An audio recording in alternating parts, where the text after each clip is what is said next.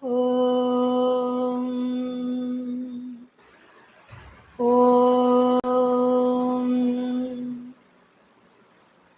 Om. Om Sahana Vavatu Sahanau Bhunaktu Sahaviryam Karavavahai Tejasvinavadhitamastu Ma Vidvishavahai.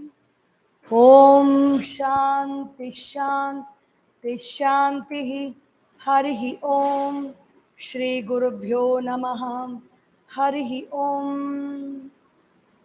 Hari Om. Welcome to this evenings of Chinmaya Yoga. Today's session is the door to your goal.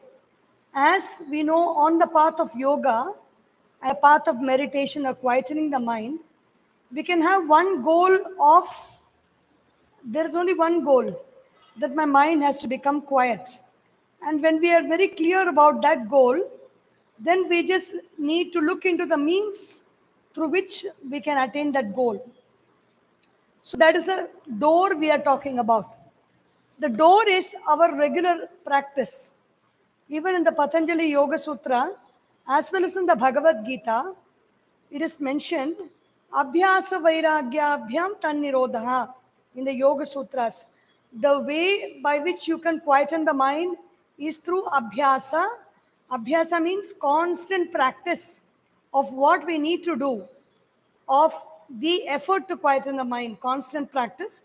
Vairagya is to withdraw from all that, all the thoughts, all the feelings, all the situations and objects that keep our mind in a state of restlessness. So, Abhyasa. The Bhagavad Gita too, Bhagavan Shri Krishna says in chapter 6, which is Dhyana Yoga, Abhyasa, Abhyasena tu kaunteya, Vairagyena cha gruhyate. The mind is indeed very unstable, but still there is hope, because with Abhyasa or constant practice, we can quieten the mind, and with Vairagya is dispassion, not going behind the objects that our senses crave. There is Vairagya. When we withdraw from the sense objects and go delve deep into that one aspect of the mind which we are concentrating on, then it becomes easy. Gurudev Swami Chinmayananda, in Hasten Slowly, he says, study of the scriptures in a spirit of total participation, directly through books, augmented with at least frequent listening to the learned exponents and a few direct contacts with the authoritative masters, is found to be very helpful in the beginning. This regular study of the Upanishads, Gita, and other such spiritual literature is called Swadhyaya. Even in the Patanjali Yoga Sutra, among the niyamas, we have the yamas, which are all the 5 means by which we can quieten our mind in our day-to-day interaction with society. That is yama. Niyama is our own practices that we can follow on a day-to-day basis by which we can quieten the mind.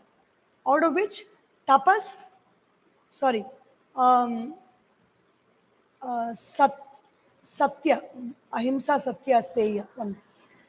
Shaucha, Santosha, Tapaha, Swadhyaya, Ishvara Pranidhanani.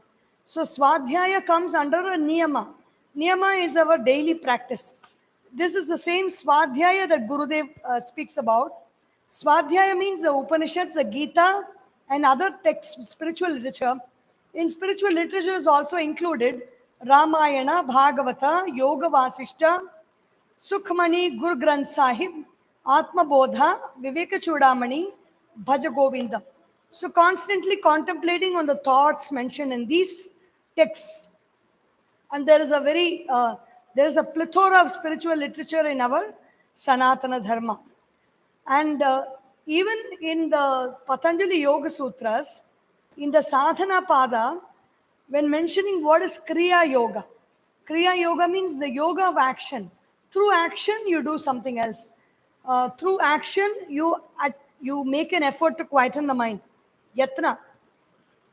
The same action which is spoken about as Karma Yoga in the Bhagavad Gita, in chapter 3, chapter 4, and chapter 5, Bhagavan Sri Krishna talks about how many ways by which we can do action.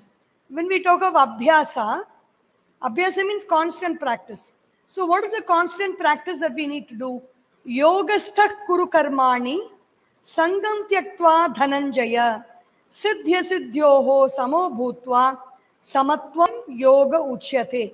So, Bhagavan Sri Krishna tells Arjuna, you do your work. You are a Kshatriya.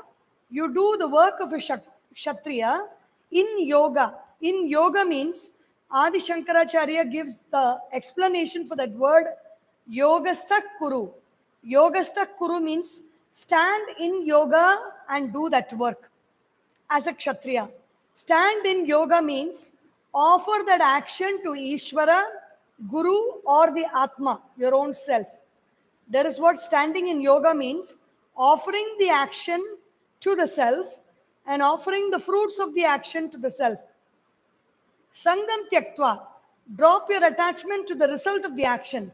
When I am doing an action, there is going to be a result for that action. I do not have any attachment to that result. I just am focused on the action. Sangam tyaktva. Then we will get two things as a result of the action. Siddhi asiddhayoho. Samo bhutva. When I get, whether I get to victory or whether I am defeated because of the action that I have done. It can be a competition. It can be studying for the examination.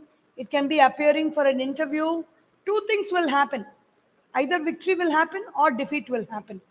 Victory means something that I like happened is victory. Defeat means something that I don't like has happened. That is defeat. Siddhi asiddhayoho samo bhutva. In victory and defeat, keeping my mind on a same plane without any agitation in the mind. Samatvam yoga uchyate. So yoga is referred to in the Bhagavad Gita in many places. And in the previous verse in chapter 2, 47 and 48 are these two verses. The verse 47 is, Karmani eva adhikaraha te ma phaleshu kadachana. At any point of time, practice doing the sadhana of karma, your action. It can be talking, it can be listening, it can be reading, it can be studying, it can be writing, it can be playing, it can be participating in a match or participating in a competition. I have authority only over the action. Whatever work I am going to do, that will be my inner intention, my inner concentration, my inner focus should be on the sense organs of action, the mouth, the hands, and the legs. The mouth, the hands, Gurudev says, keep your mind where your hands are, which means focus your attention on how you do the action, the process of doing the action. Be process oriented, not result oriented.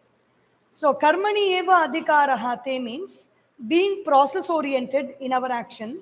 Ma phaleshu kadachana. Don't be result oriented. Result oriented means don't keep your thought and feel, don't invest your thought and feelings on the result. Invest your thought and feelings on the process.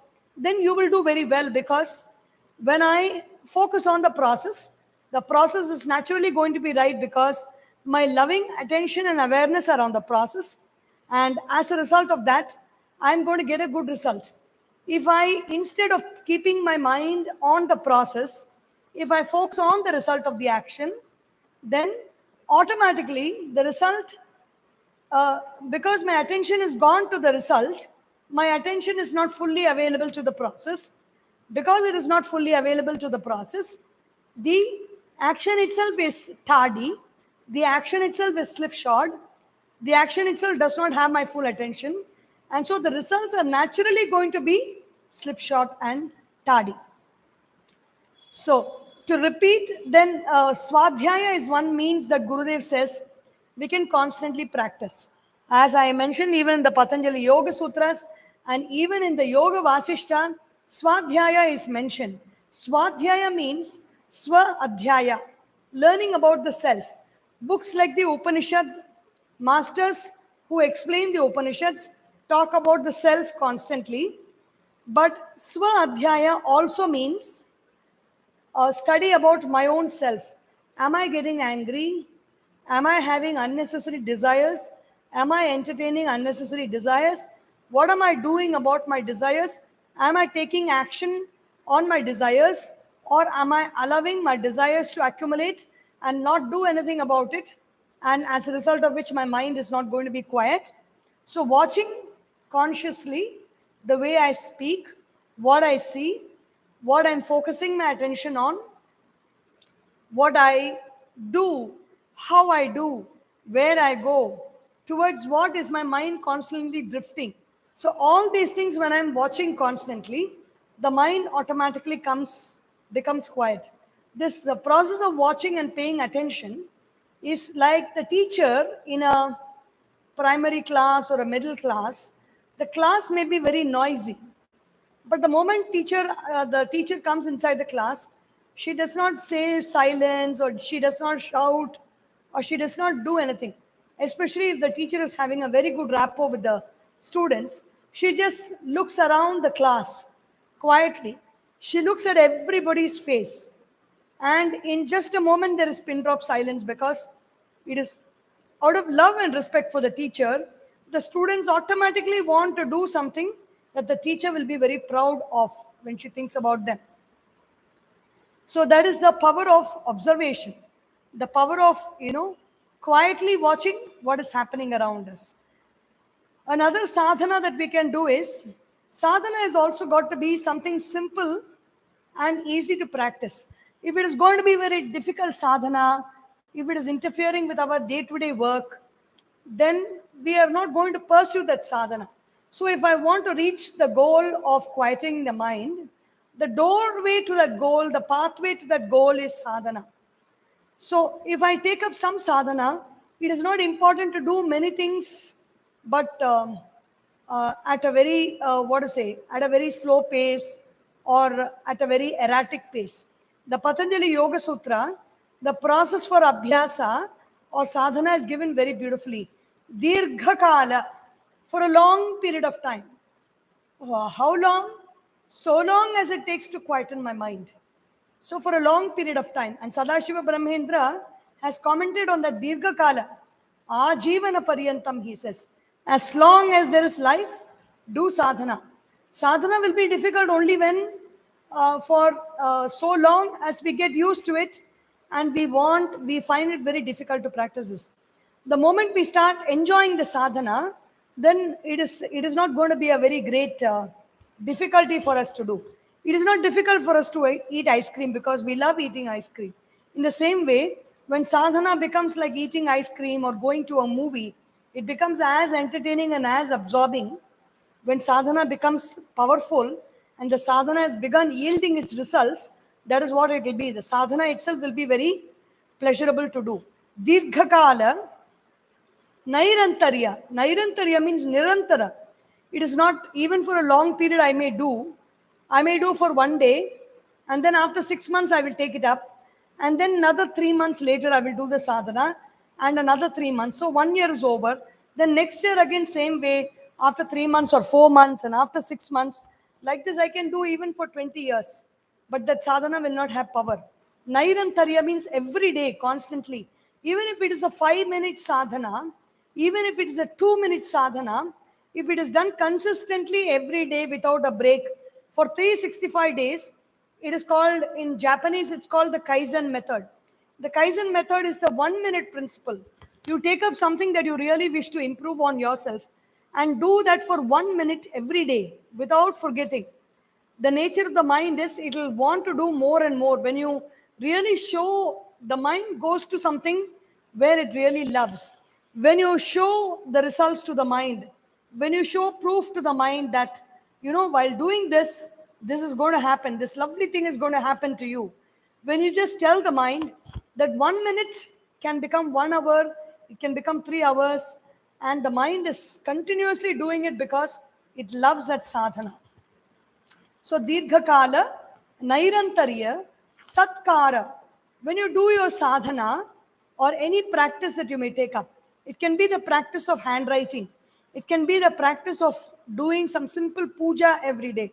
It can be the practice of yoga. It can be the practice of meditation. It can be the practice of writing letters. It can be the practice of reading or studying or whatever practice you want to take up. Have respect for that practice. You understand that this practice is going to take you to your goal. When you keep your goal in sight and you know that this practice that you're doing every day is actually the means through which you're going to attain your goal, you really have a great reverence for the practice and the one who taught that practice.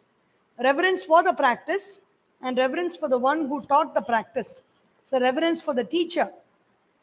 Satkara, asevita. Asevita means with all our attention, focusing all our attention on the practice. Everyday practice, when I sit for meditation, what is the result of meditation? There'll be bright light on my face. I'm constantly going to the mirror and checking. Is there some difference today? I've meditated for 1 week now. Is my face shining bright? Is somebody telling me if my mind is quietened? You look very radiant, you look very blissful. Watching for all that is wasting our time. But instead of that, putting our attention and energy in our practice. So, Satkara, Asevita. Asevita is full with full love and attention. Then the practice becomes Dridha Bhumihi. The whole sadhana becomes very firm. Dridha. Repetition of a mantra also is a very good swadhyaya. So there are many verses which say japat siddhihi, japat siddhihi, japat siddhihi, na samshayaha. There is no doubt that with japa I attain siddhi. I attain success with japa. So our problem is when we say something is very simple, repeating one simple word every day, Om Namo Narayanaya, or Om Namah Shivaya, or Om Shri Matre Namaha. Simple, simple words. If I just take up, or even Ram, Ram, Ram, Ram, Ram, Ram, Ram, Ram. That Rama Rama was the mantra by which this bandit Ratnakar chanted for so long that, he had an anthill around him. So long he chanted that same mantra of Rama, Rama, Rama, Rama, Rama, Rama, Rama, Rama. And he became a great poet called Valmiki, who wrote the Ramayana called the Valmiki Ramayana, and which is alive till today. People are chanting, people are saying, people are talking about it. It has been translated into many vernacular languages, and it is translated. It is very famous all around the world. The story of Rama. It was all written by the sage Valmiki, who was a bandit in the forest, and because he met with Narada, who asked him some crucial questions about his life and what he is doing with himself, this Ratnakar, he surrendered. He took Narada as his guru and says, what should I do? And the Narada says, tell Ram. He says, no, I cannot tell Ram. Then he says, what is the word you know? I know Mara. Mara means to kill. In Marana, Mara means to kill, Hatya. I know only that word. So Narada Maharishi says, okay, chant that word. Mara, Mara, Mara, Mara, Mara, Mara, Mara, Mara, Mara, Mara, Rama, Rama, Rama, Rama, Rama, Rama, Rama. He just kept chanting that all his life. And he became a glorious poet called Valmiki Maharshi. He became a great Maharshi. So there are many masters who talk to us about what we should do, what all kinds of practices we should do. We say, how long should I do japa? How long should I meditate? How long should I practice yoga, asanas, and pranayama? So there is a very beautiful quote from the Yoga Vasishta. Shruta Patana Japanteshu Samadhi Nirataha Bhavet. Samadhi Nirataha Shrantaha Shruta Patha Japashrayet. So very beautiful. Shruta, Patha, listen for some time, listen to some stories of the great glorious rishis and the gods and their escapades and their exploits. Listen to those stories for some time. Then study the Puranas and Itihasas. After that, you can get bored. Then you can do japa. How long can you do one thing at a time? The mind gets bored with one thing at a time constantly. So when you're tired with listening, then go and read something. And if that is also tiresome for some time, then do japa. Om Namah Shivaya, Om Namah Shivaya, Om Namah Shivaya, Om Namah Shivaya, Om Namah Shivaya, Om Namah Shivaya, Om Namah Shivaya. Do japa, the mind becomes quiet. Then after some time, how long can you do japa also? That also will become very difficult. Even this is the Mahatma Gandhi style also. Mahatma Gandhi says, boredom, if you want, you can never feel bored. If you feel bored, you should not go and sleep. You should just do some other activity.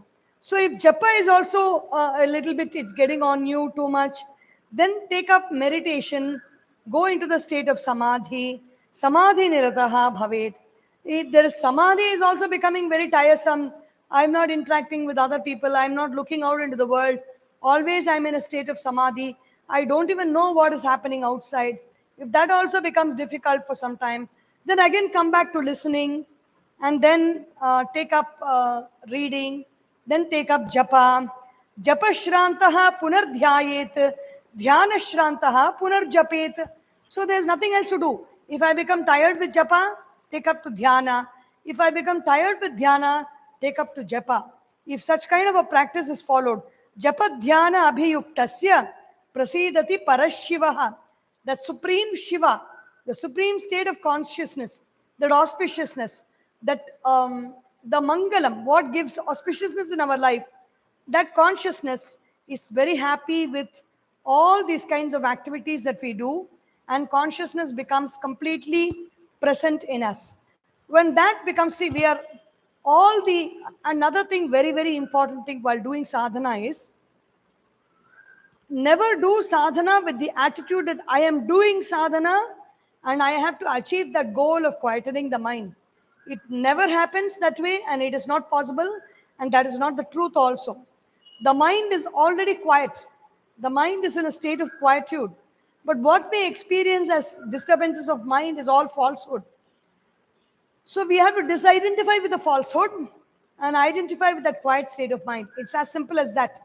But we do not know, we cannot understand, and it does not happen so easy. So do it as an offering to that quiet state of mind, which is Ishvara, the highest goal that we have in life. You can call it any name, you can call it the truth, you can call it the one, you can call it the way, you can call it God, you can call it any loving name that you like, you can call it. Offer yourself, offer all your practices to that. We always love giving something to people. Even when we have something nice to eat, we want to share it with others. There's a beautiful scenery, we want to call somebody and show that scenery. So we love offering things to others. So do your sadhana, not exactly for yourself, but offering to that higher goal. And when you do, if that higher goal wills, then your sadhana becomes fructified very easily. Never even imagine that it is because of your sadhana or your practice that you are achieving that higher goal of meditation, of quietude of mind. It is because what you choose has already chosen you.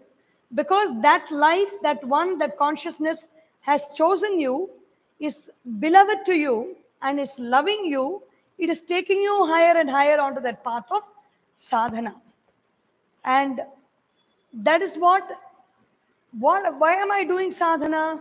Anyway, I am going to reach, because of the will of the divine, I am going to reach that state of quietude. But there's a lot of time to go. How do I pass my time?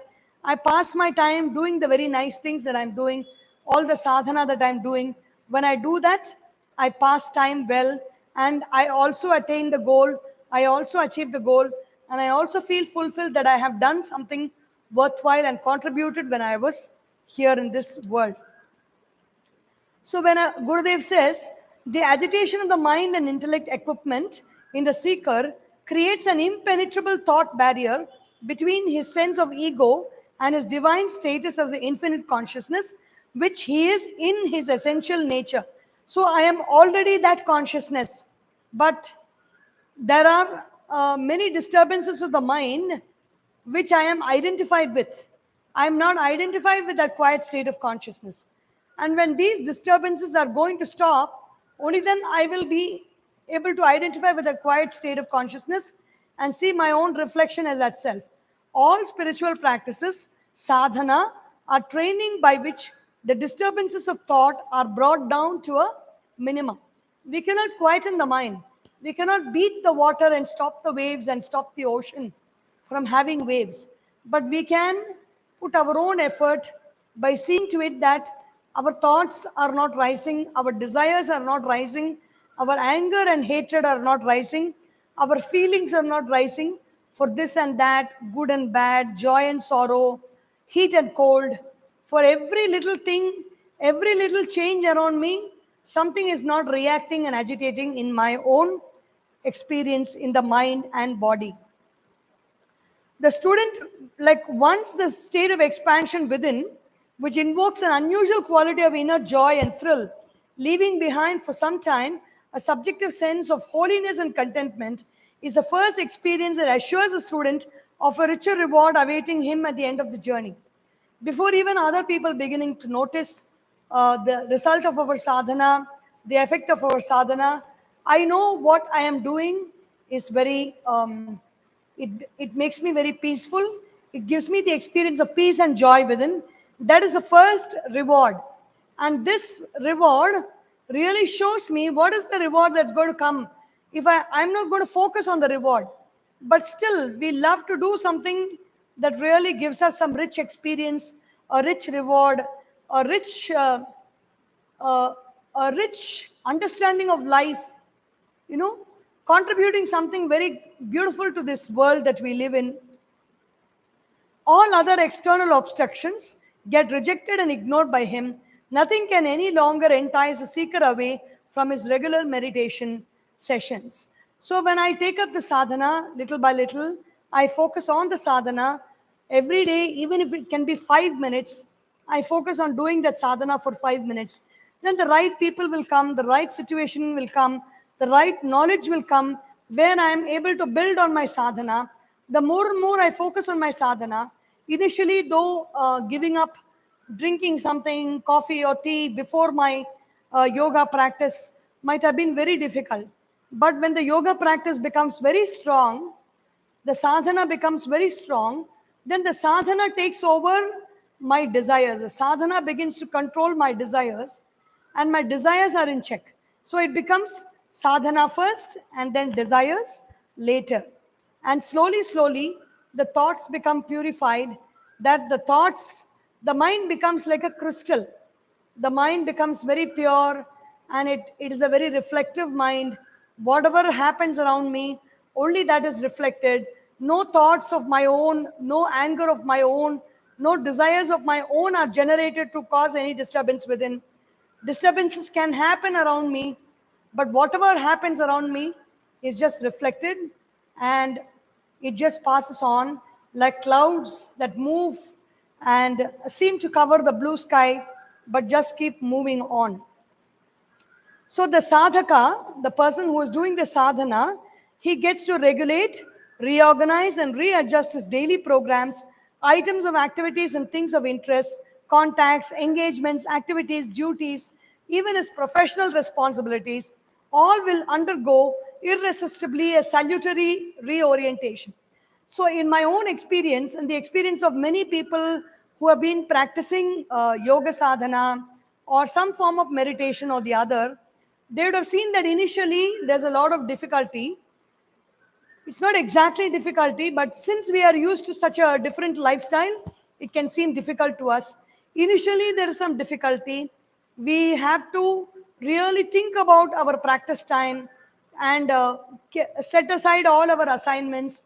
On some days, we may fail. We have to let go that and then do the sadhana. And when it's continuously happening, over a period of time, what happens is automatically all our work, inner and outer, whether it is my own work, my own scheduling also, and even what other people give me to do, everything gets reorganized. If we have lots of work at home, then other people automatically come and share the burden of our work, that we don't need to, we do not have really so much of responsibilities that weighing us down, and a lot of time is spent free. And sadhana also controls the way in which the mind works. The sadhana purifies the mind, and because the mind is purified and the power of concentration is there, the work that took me 5 hours previously before sadhana can be finished in 1 hour. The work that takes me 1 hour can just be done with a phone call, with just 5 minutes of doing the right kind of effort for that work. It is done. So, this is the power of sadhana. The power of sadhana improves my ability to contribute, and it also realigns situations in the world. The situation, many people, if you see, many yogis, many devotees of God also, praying to God devotedly is also sadhana. Many devotees of God who constantly do puja and worship God, wherever they go, they see to it, they see that everything happens so smoothly. When you're waiting in a very long queue, you're waiting very patiently because you're a devotee and you do not have so much of anger and impatience in you. You just wait patiently and you keep talking to somebody in the queue, and you see that the queue has moved very fast. Though before you there was a long line, in no time the queue has moved. And when something you might be wanting to go for some meditation program very badly, but at the same time there will be somebody some big assignment in the office which they would not have allowed you to take leave for. But when your sadhana is so intense, your thoughts are so pure, and the meditation program is happening, and it is also going to help you in your work at office, then what will happen is automatically your boss in the office will reschedule that assignment for you. The assignment will get rescheduled, or someone will voluntarily take it up and do it and say, you carry on, I will take care. So that in such, you will see how circumstances and people and objects realign themselves to make our sadhana possible. Because one thing is to do our sadhana with all our effort. That will be only for a very short period of time. Then when the life decides, when the life around us decides, when the yoga itself decides, yes, I want to reach this person to the goal, it is like I'm trying to swim from the Vivekananda Rock Memorial to Kanyakumari coastline. I have to swim, I have to put a lot of effort, I have to be an ace swimmer, and I have to go through all the perils of the journey. I can swim and do it also. It can take me some time. But if the ocean decides to take me, the ocean decides to carry, if the ocean itself decides to show the way to me, then the path will be open like how it is open for Sri Rama. The path will be open. One big wave will come and carry me in one swift motion to the shore and land me safely. It is all possible. Everything is possible in this universe. And the more and more we practice, the more and more we do sadhana, the more and more we align ourselves towards our goal of life, and we keep progressing on a day-to-day basis, the more and more the universe is going to push us towards the goal that we want to achieve. I make my efforts to achieve the goal. The goal is, remember that the goal is also walking towards you. The goal is waiting to greet you halfway. It is not going to make you walk so hard. The journey is not going to be a tiresome journey. And the goal here is the goal of quietening the mind, goal of achieving the fulfillment of what I have come to this earth to achieve, and purifying the mind, quietening the mind, and realizing one's own self. And in that process, everything else that we desire or we have desired in the past, which have not happened, will all come and manifest. It is just like the wave carrying me to the shore of its own will. It is my desire to go to the shore, but the wave carries me to the shore with all safety. And that is what the universe will do to us when we remain as loving, attentive sadhakas, not missing a day of practice. So the door to the goal is sadhana. Om Shanti Shanti Shanti Harihi Om Shri Gurubhyo Namaha Harihi Om. Boliye Shri Sadgurunath Maharaj ki Jai.